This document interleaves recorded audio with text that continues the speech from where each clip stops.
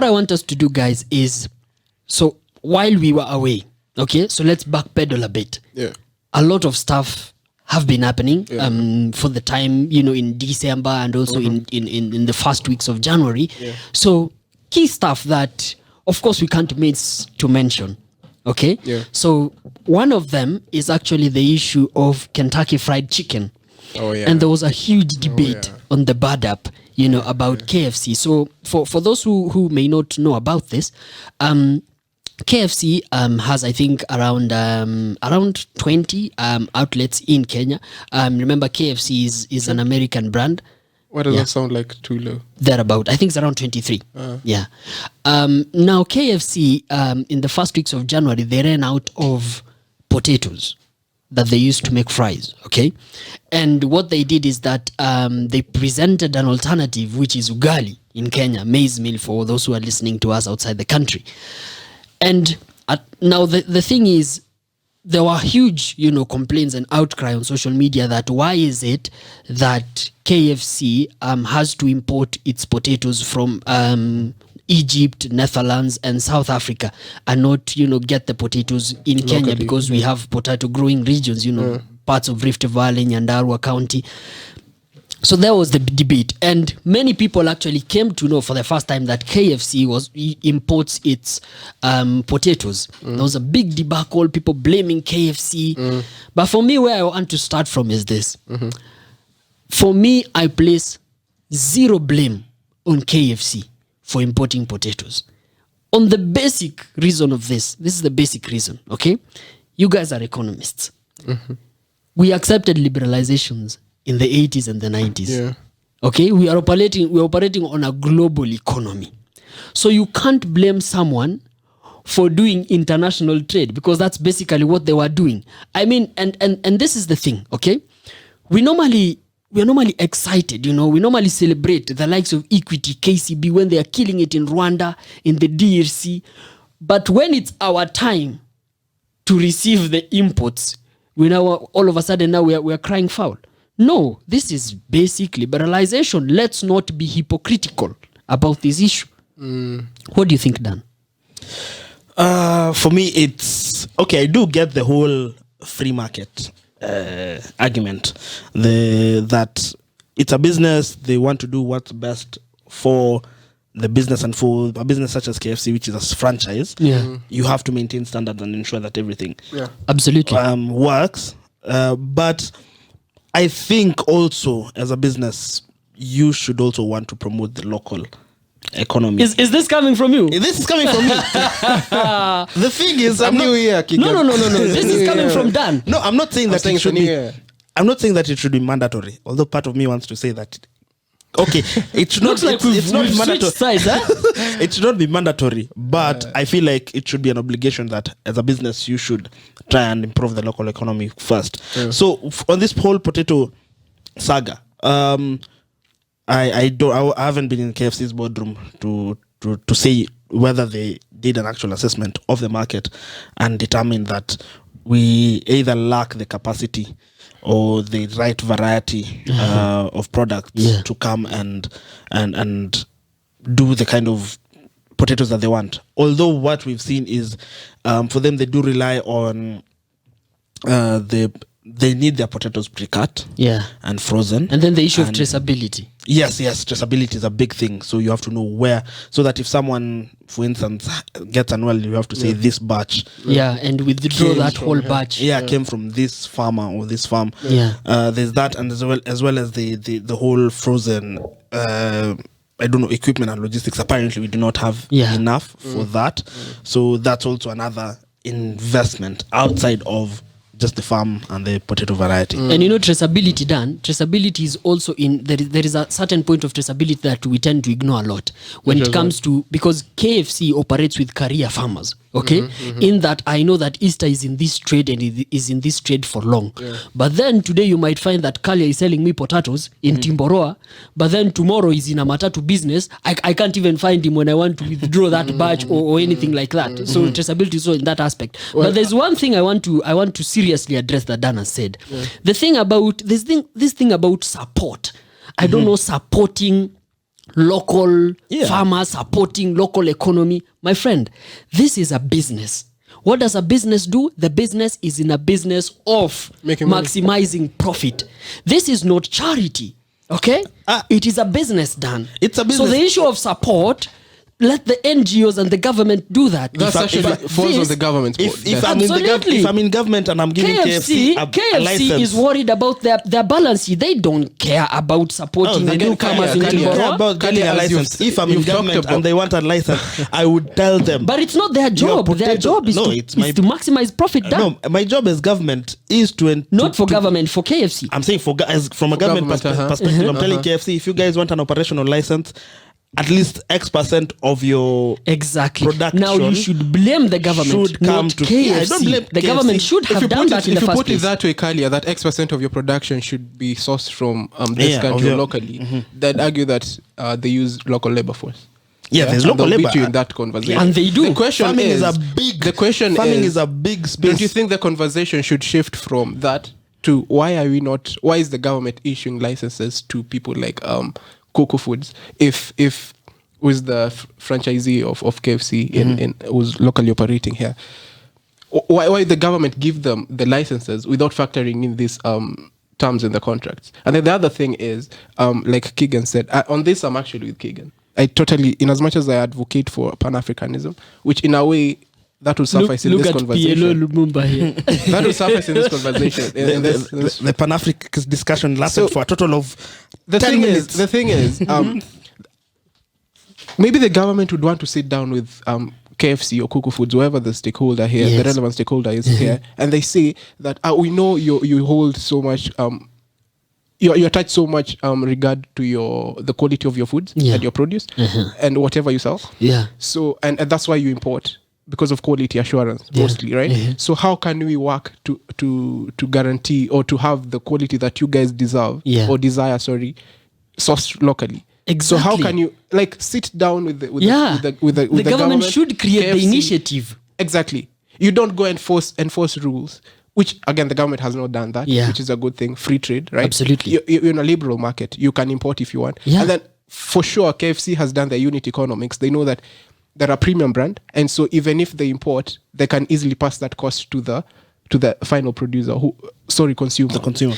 And do you know what? If this was tea, do you know one of the pain points in potatoes is actually because there's no aggregation and there's no structure. If this was tea, it would have been a totally different issue. Because what KTDA does, it aggregates tea from the farmers. Yeah. So KFC would just tell them, we want this quality of tea. Yeah. And KTDA would aggregate, get the standard of tea that they want and give it to them. Because there's a body, that an umbrella body that covers tea farmers. And the government, came up with KTDA. So it's the government's job to actually come and do that. And you know what? And even as we look up to on this issue, there's a lot of emotion and bitterness that I saw on Twitter. Yeah. And actually, it's coming from ignorance, because at the end of the day, these are just fries from KFC. The biggest business of KFC, chicken. the anchor product on their menu is chicken. Where do they get their chicken from? They get it from Kenchik here in Kenya. So if they're able to get chicken from Kenchik, why shouldn't they be able to get? Because they sourced around and looked at. We the cannot quality get that potatoes. Offers, Absolutely, it was meeting their standard. For potatoes, so you can't get an equivalent. That actually shows you that their problem is not that they don't want to promote African businesses, as people are putting it across. Again, I'd agree with Keegan. That's arguing from a point of ignorance. This is where I do not. This is where I do not agree, because all of a sudden, after the outcry on Twitter, right now we were seeing last week that the National Potato Council and KFC. Wow, there's such a body. Yeah.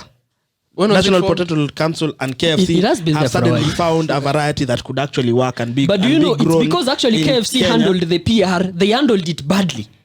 They did handle it badly. Yeah, but that's why there was a backlash. That's why all of a sudden, there's this variety that markets can actually be grown. How did they handle it, and how should they have handled it? Okay, the thing is, KFC came out and said, okay, first to begin this, because I know you guys might try to hammer me. I am not a PR expert. Okay, so KFC came out. Then why are you giving a judgment about how they did? No, because I mean it should have been handled better. Let me give you. Let me tell you what I think.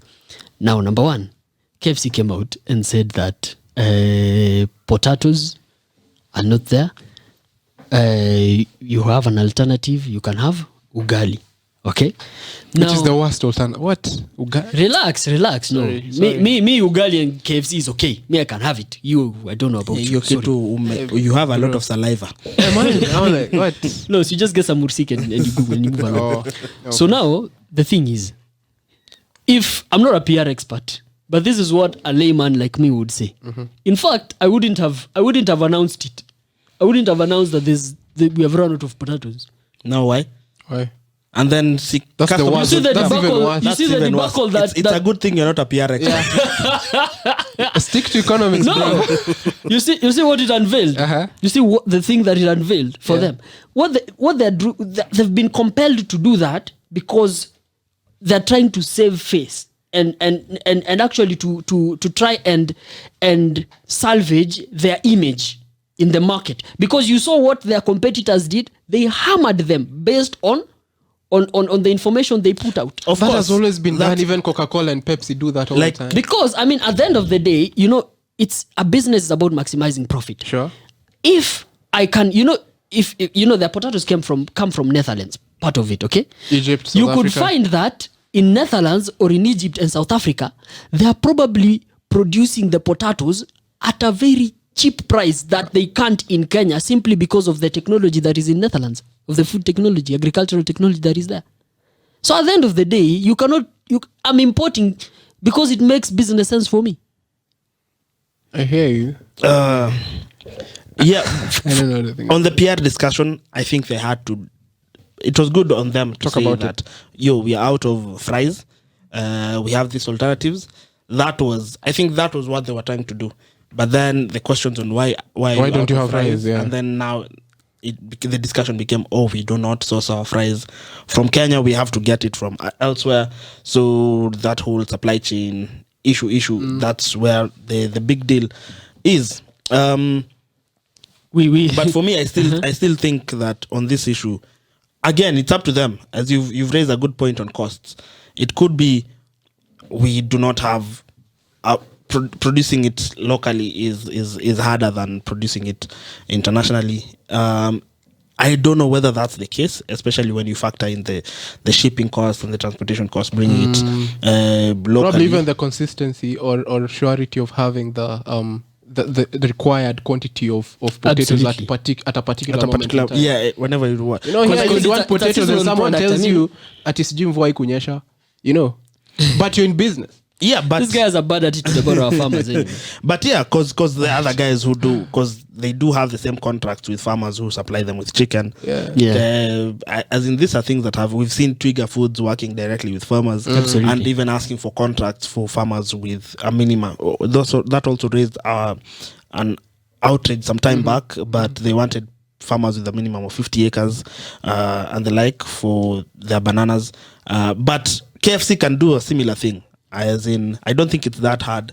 Okay, it's not that easy, but it's very possible to actually work with farmers with the right variety of potatoes, with the right processing plant. Because now there are discussions that there's a processing plant that would actually do the pre-cutting and the freezing. So just having all those logistics sorted out is not necessarily. So now that's the thing. It's not the responsibility of KFC to do that. Because KFC has come as KFC has the government, the citizens. KFC has come in as a business. They already have their supply chain logistics sorted out. They know where they're going to source their product. They know where they're going to source everything, how they're going to get it to the market. So it's up to us as Kenyans, where we are like, we can actually supply this potatoes. We go to KFC, we tell them what is it that we need. We are able to provide the same for you. And as you mentioned, unit economics, KFC to do the analysis and see is it cheaper for us and more sustainable and reliable when we get it from the local farmers, or should we just stick to our existing suppliers? And Dan, you see what you said.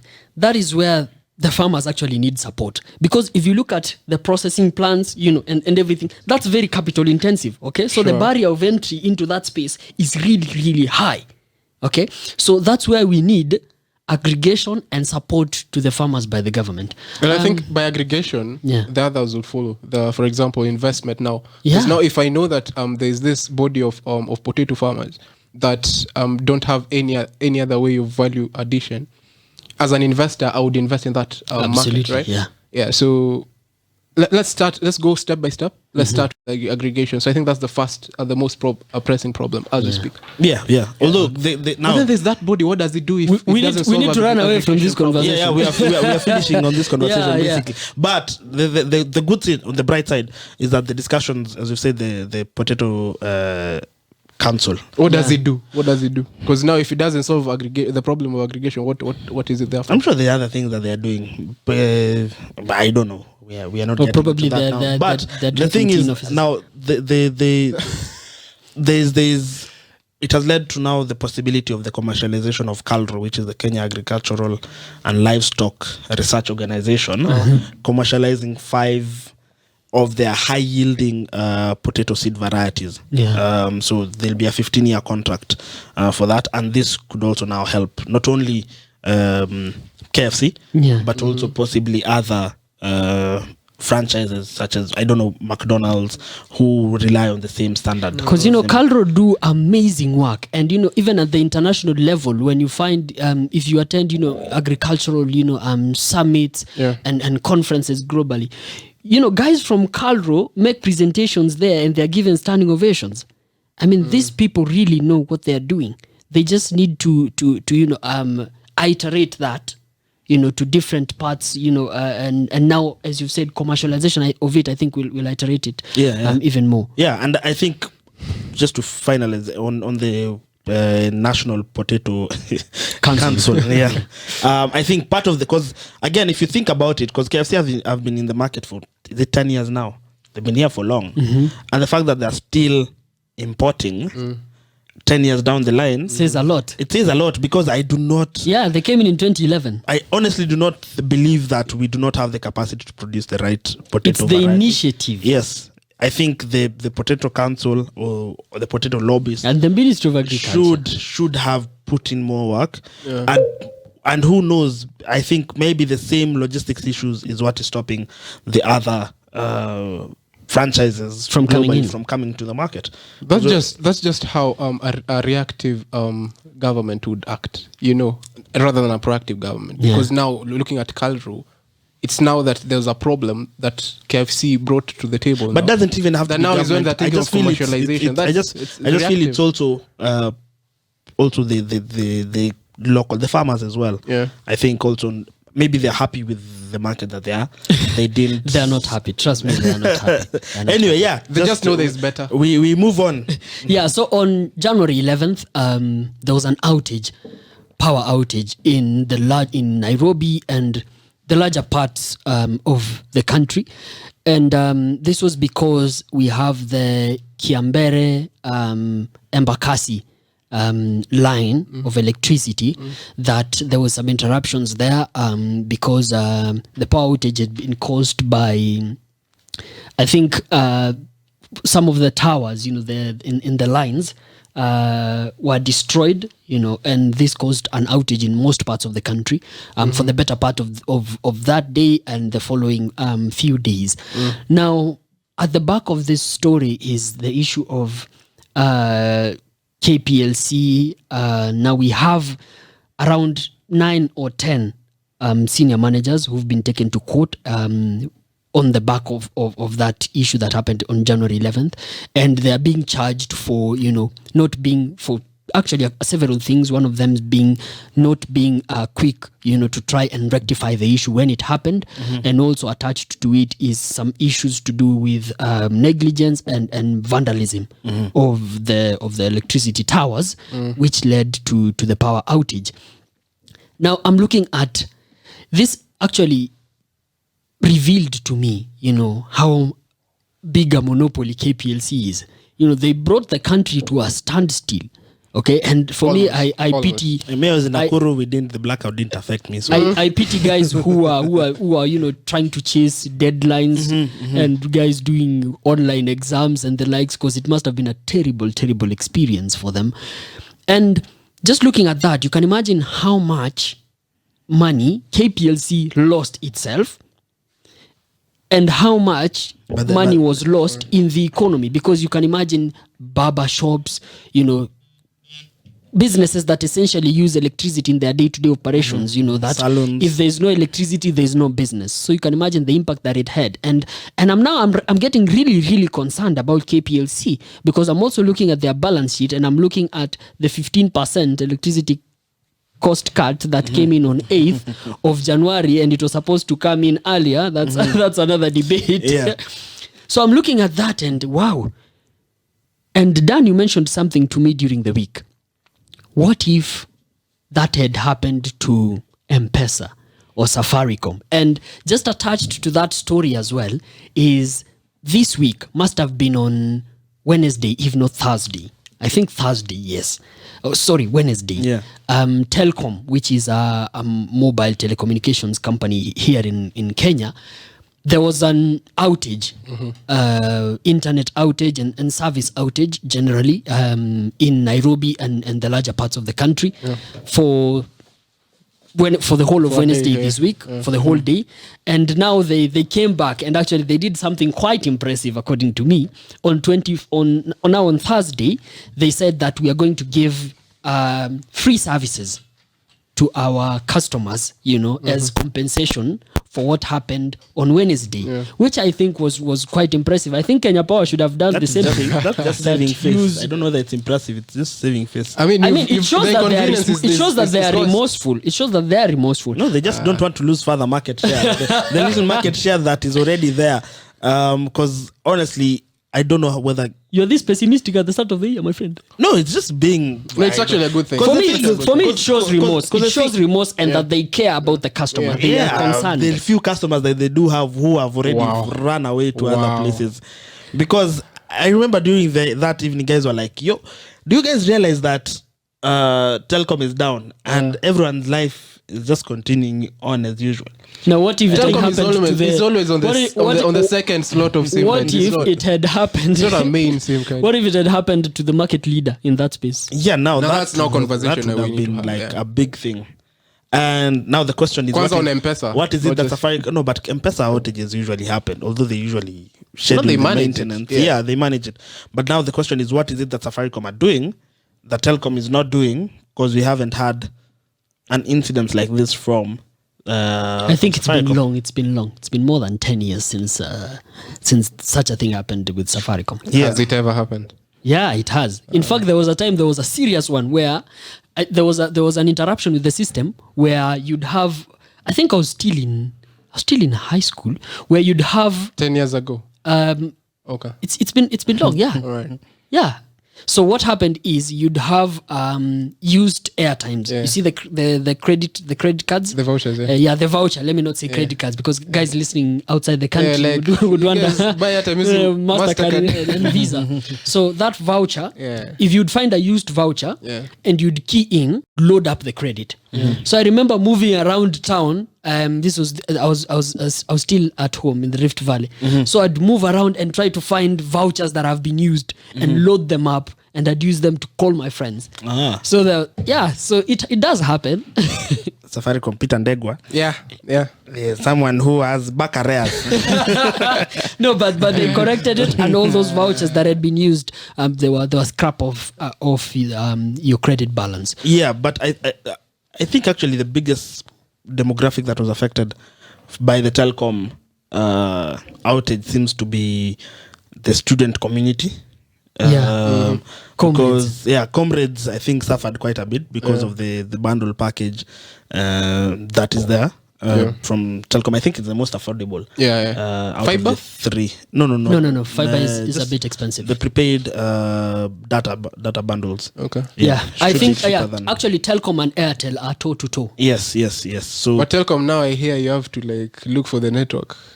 They give you the internet, then you You look for the network. you're just being shit. yeah, so I think that was the demographic that was hardly affected. No, that's not doesn't sound grammatically correct. Anyway, it was significantly affected. And then I think if you look at corporates, when you look at the internet service providers, you find that Airtel and Telcom, they haven't really tapped into the Voice, corporate space. Yeah. So you find that most companies are either using fiber, either using Safaricom cable internet.